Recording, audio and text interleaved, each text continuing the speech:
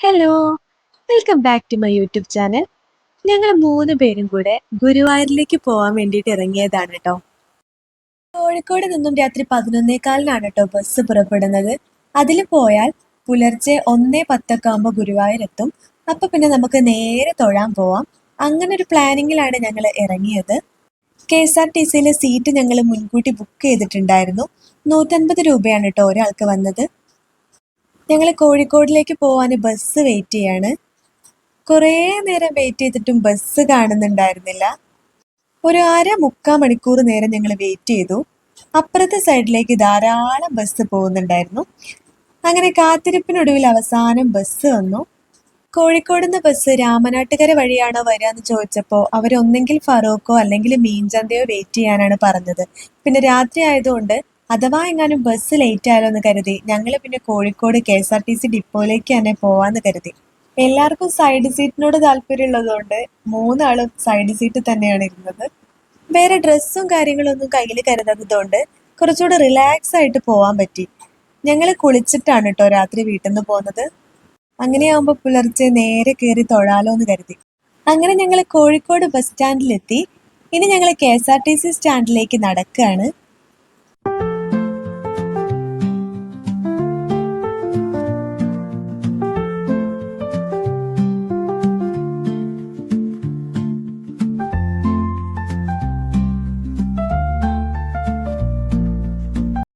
പോകുന്ന വഴി തട്ടുകട കണ്ടപ്പോൾ ഞങ്ങൾ ദോശ കഴിക്കാന്ന് കരുതി.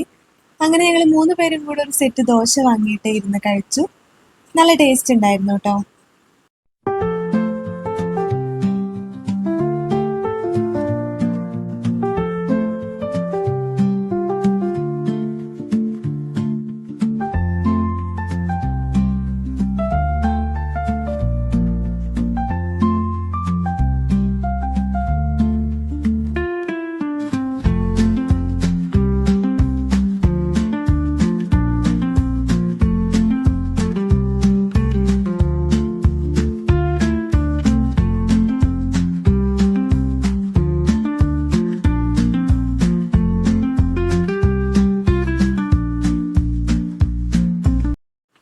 അങ്ങനെ ഞങ്ങൾ KSRTC സ്റ്റാൻഡിലെത്തി.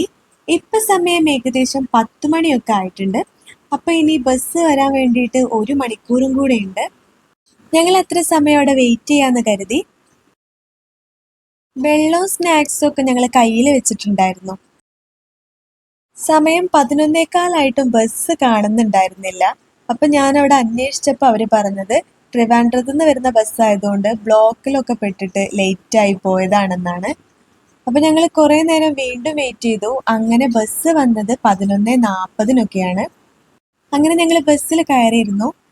നല്ല സുഖം ഉണ്ടായിരുന്നു കേട്ടോ ബസ്സിൽ യാത്ര ചെയ്യാന്.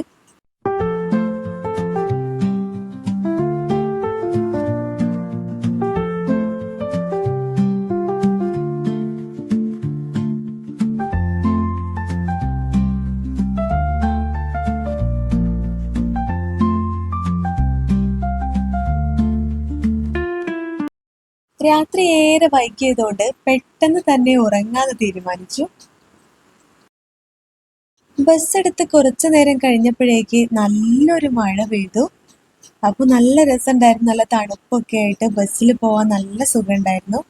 ബസ് വരാൻ ലേറ്റ് ആയതുകൊണ്ട് ഞങ്ങൾ ഇവിടെ എത്താൻ 2 മണി ആയിട്ടുണ്ട് കേട്ടോ. ശരിക്കും 1:15 എത്തേണ്ടതായിരുന്നു. പിന്നെ ഞങ്ങൾ കൈയും കാലും മുഖമൊക്കെ കഴുകി നേരെ അമ്പലത്തിലേക്ക് നടന്നു. ഇവിടെ എത്തുമ്പോൾ തന്നെ പറഞ്ഞറിയിക്കാൻ കഴിയാത്തൊരു സന്തോഷമാണ് കേട്ടോ. ഞങ്ങൾ വേഗം തന്നെ ക്യൂ നിൽക്കാൻ വേണ്ടിയിട്ട് നടന്നു. കയ്യിലുള്ള ബാഗും ഫോണും ഒക്കെ ക്ലോക്ക് റൂമിൽ കൊടുത്തിട്ട് ഞങ്ങൾ പിന്നെ നേരെ ക്യൂ നിൽക്കാൻ പോയി. ഞങ്ങൾ പോയ ദിവസം വൈശാഖ മാസത്തിലെ ഏകാദശിയാണെന്ന് ഞങ്ങൾക്ക് അറിയണ്ടായിരുന്നില്ല കേട്ടോ. അതുകൊണ്ട് തന്നെ അന്ന് അത്യാവശ്യം നല്ല പൂജകളും കാര്യങ്ങളും ഒക്കെ ആയിട്ട് ഞങ്ങൾ ഒരുപാട് നേരം ക്യൂ നിന്നു. 2:30 വരി നിൽക്കാൻ തുടങ്ങിയിട്ട് 7:30 മണിക്കാണ് കേട്ടോ കണ്ണനെ ഒന്ന് കാണുന്നത്. നമ്മൾ ക്യൂവിലാണെങ്കിലും അവിടെ ഇരിക്കാനുള്ള സൗകര്യം ഒരുക്കിയതുകൊണ്ട് വലിയ പ്രയാസമൊന്നും ഉണ്ടായിരുന്നില്ല. ഞങ്ങൾ അവിടെ അങ്ങനെ ഇരുന്നു.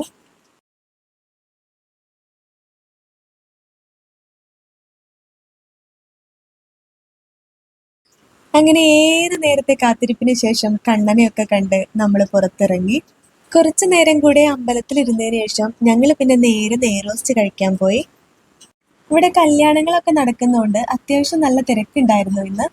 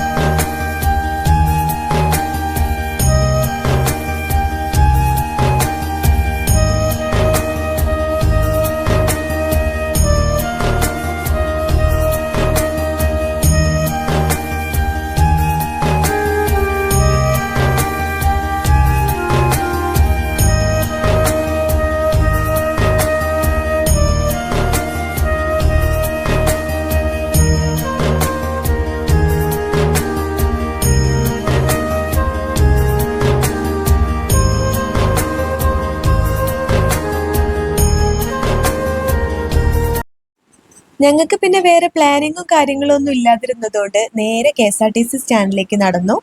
അവിടുന്ന് ഞങ്ങൾക്ക് കോഴിക്കോടിലേക്ക് ബസ് കിട്ടി. ഞങ്ങൾ രാമനാട്ടുകരയിലേക്ക് ടിക്കറ്റ് എടുത്ത് ബസ്സിലൊക്കെ കയറിയിരുന്നു.